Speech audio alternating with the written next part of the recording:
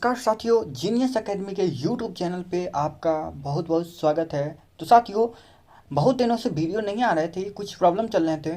तो चलिए आज हम लोग जो बात करेंगे भारत की राज्य व्यवस्था के बारे में, और सबसे पहले प्रस्तावना के बारे में बात करेंगे कि प्रस्तावना आखिरकार होता क्या है, इसे आत्मा क्यों कहा गया है और ये कहाँ से लिया गया है। मुख्य ऑब्जेक्टिव भी देखेंगे। पहले प्रस्तावना पढ़ते हैं, उसके बाद ऑब्जेक्टिव देखते हैं और उसके बाद फुल डिटेल में हम आपको एक और वीडियो देंगे प्रस्तावना के बारे में। तो चलिए वीडियो को स्टार्ट करते हैं दोस्तों, और चुटकियों में याद करते हैं।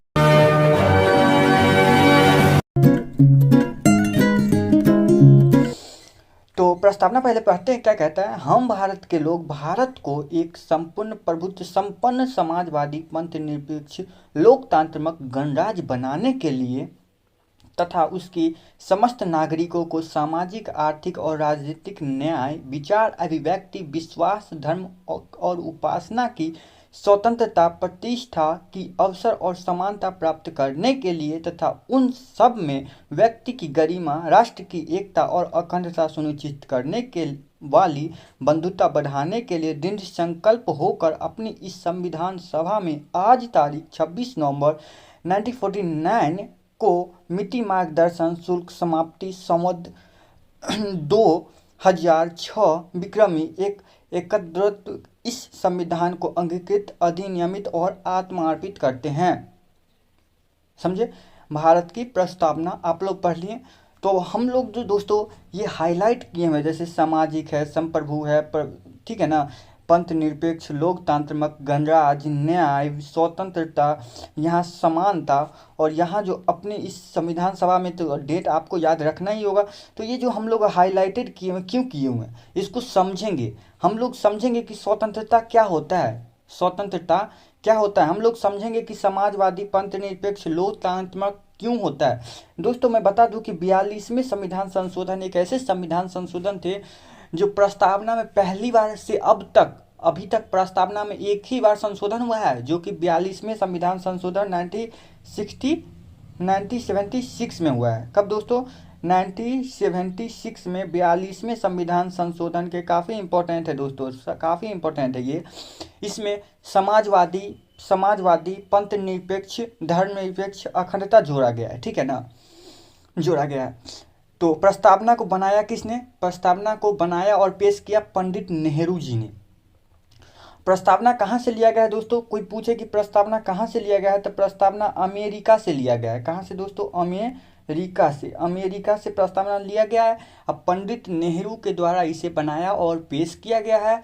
और परिचय पत्र M.N. पालकीवाला ने परिचय पत्र कहा है। प्रस्तावना को M.N. पालकीवाला ने परिचय पत्र कहा है।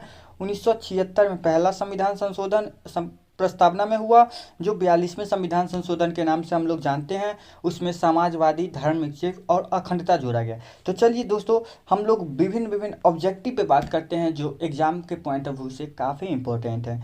तो चलिए देखिएगा दोस्तों, प्रस्तावना के बारे में बात करें। प्रस्तावना संविधान की कुंजी एवं आत्मा है। प्रस्तावना, जैसे कि हम लोग बताएं कि प्रस्तावना जो है संविधान की कुंजी एवं आत्मा है। नेहरू ने 13 दिसंबर 1946 मतलब 1946 ईस्वी को संविधान सभा के समक्ष संविधान का उद्देश्य प्रस्तावना प्रस्तुत किया। जैसा हमने बताया था कि बनाया और पेश किया किसने? जवाहरलाल नेहरू, पंडित नेहरू ने। याद रखिए, बनाया और पेश किया 13 दिसंबर 1946 को। प्रस्तावना को कुंजी और आत्मा कहा जाता है। 42वें संविधान संशोधन संविधान की प्रस्तावना में संशोधन करने समाजवाद, पंथ निरपेक्ष जोड़ा गया था, ठीक है। धर्मनिरपेक्ष भी जोड़ा गया था। पंथ निरपेक्ष, धर्मनिरपेक्ष, अखंडता, वही बात है। प्रस्तावना से भारतीय संविधान का लक्ष्य और उद्देश्य ज्ञात होता है। अब कहेगा भाई प्रस्तावना क्यों जरूरी है, क्यों जरूरी है प्रस्तावना? तो प्रस्तावना से दोस्तों क्या है, प्रस्तावना से उनका लक्ष्य और उद्देश्य प्राप्त होता है, ठीक है ना। संवैधानिक शक्ति का स्रोत जनता है। संविधान की शक्ति जो है, संविधान एक बहुत बड़ा शक्ति है, उसका स्रोत कौन है दोस्तों? उसका स्रोत कौन है? तो जनता है, आप और हम हैं, आप और हम हैं, जनता है। चलिए दोस्तों, और कुछ हम लोग इम्पोर्टेंट ऑब्जेक्टिव की ओर बढ़ते हैं। देखिएगा, सुभाष कश्यप के अनुसार संविधान एक शरीर है। सुभाष कश्यप जी ने कहा संविधान एक शरीर है तो प्रस्तावना उसकी आत्मा है। जैसे हम लोग एक शरीर हैं तो प्रस्तावना जो है उसकी एक आत्मा है, आधारशिला है। तो संविधान उस पर खरी अंटार्कटिका है, ठीक है ना। मूल संविधान में प्रस्तावना में समाजवाद पंथ निरपेक्ष शब्द नहीं जोड़ा गया था। हमने क्या कहा था कि दोस्तों 42वें संविधान संशोधन जो है पहली बार हुआ संविधान के प्रस्तावना में। कब हुआ, याद रख लिए, कब हुआ, 1976 में हुआ। कब हुआ, 1976 में हुआ। 42वां संविधान संशोधन हुआ, प्रस्तावना में पहली बार हुआ। और उसमें क्या चीज़ सब जोड़ा गया, समाजवादी जोड़ा गया, समाजवादी, धर्मनिरपेक्ष और अखंडता। धर्मनिरपेक्ष वही पंथ निरपेक्ष, ठीक है ना, जोड़ा गया था। 3 ठो चीज जोड़ा गया था, जो कि दोस्तों यहाँ पे कह दिया है कि मूल संविधान में प्रस्तावना में समाजवादी और पंथ निरपेक्ष शब्द नहीं जोड़ा गया था। मूल संविधान क्या है, जो संविधान पहले बनाया गया था और इसमें संशोधन हुआ तो वो संशोधन हो गया, ठीक है ना। तो उसमें नहीं जोड़ा गया था क्या चीज, समाजवादी, पंथ निरपेक्ष और अखंडता नहीं जोड़ा गया था। देश की संवैधानिक प्रधान राष्ट्रपति हैं। राष्ट्रपति का पावर के विषय में हम आपको पढ़ाएंगे जरूर। राष्ट्रपति के पास बहुत सारे पावर हैं, ठीक है दोस्तों, बहुत सारे पावर है। और भारत के प्रथम नागरिक होते हैं, भारत के प्रथम नागरिक होते हैं कौन, राष्ट्रपति। हमारे राष्ट्रपति तीनों सेना के अध्यक्ष होते हैं राष्ट्रपति। फांसी का जो है दोस्तों डेट निकल जाए तो उसको क्षमा दान का जो भी है तो वो हमारे राष्ट्रपति साहब के पास ही रहते हैं। चलिए तो आगे देखते हैं क्या कहते हैं दोस्तों। प्रस्तावना में सामाजिक न्याय, आर्थिक न्याय और राजनीतिक न्याय की बात की गई है। अब क्या होते हैं दोस्तों, सामाजिक न्याय क्या होते हैं, सामाजिक न्याय क्या होते हैं, आर्थिक न्याय क्या होते हैं और राजनीतिक न्याय क्या होते हैं, नेक्स्ट वीडियो में बताऊंगा। अभी तक समझ लीजिए आप लोग। देखिए भारतीय संविधान की प्रस्तावना में स्वतंत्रता के साथ साथ समानता पर भी जोर दिया गया है। स्वतंत्रता तो स्वतंत्रता है ही। स्वतंत्रता क्या होता है दोस्तों, स्वतंत्रता अगर आपसे कोई पूछे तो स्वतंत्रता क्या होता है, देखिए स्वतंत्रता क्या होता है। प्रस्तावना में स्वतंत्रता, समानता, बहुत क्या है, बहुलता, बहुत बंधुत्व के आदर्शों को फ्रांस से लिया गया है। कहाँ से लिया गया है दोस्तों, स्वतंत्रता को फ्रांस से लिया गया है। इसका हनन होने पे आप लोग कहाँ जा सकते हैं, मौलिक अधिकार का हनन होता है। स्वतंत्रता का हनन होना मतलब मौलिक अधिकार का हनन होना। तो आप सुप्रीम कोर्ट के दरवाजे पीट सकते हैं, हाई कोर्ट के दरवाजे पीट सकते हैं, डिस्ट्रिक्ट कोर्ट के दरवाजे पीट सकते हैं, ठीक है ना दोस्तों, आपके लिए ये खुला हुआ है अगर स्वतंत्रता का हनन होता है।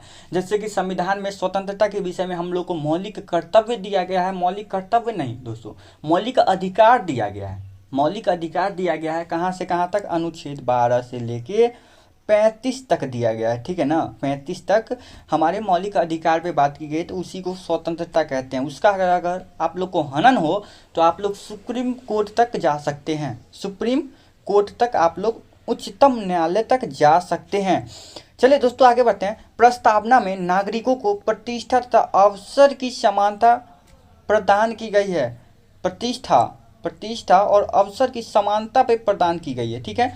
संविधान की प्रस्तावना में बंधुत्व की भावना पे भी जोर दिया गया है। बंधुत्व की भावना मतलब भाईचारे का भावना, ठीक है ना दोस्तों, भाईचारे का भावना। एकल नागरिकता से प्रोत्साहित होते हैं। अगर देखिए अमेरिका में क्या है, दोहरी नागरिकता है। अमेरिका में दोहरी नागरिकता है, एक तो केंद्र का होगा, एक राज्य का नागरिकता होगा। लेकिन अपने लोग में जो है यहाँ है इंडिया में जो है एकल नागरिकता है। एकल नागरिकता कहने का मतलब आप इंडिया के क्या हैं, इंडिया के नागरिक हैं, ठीक है ना।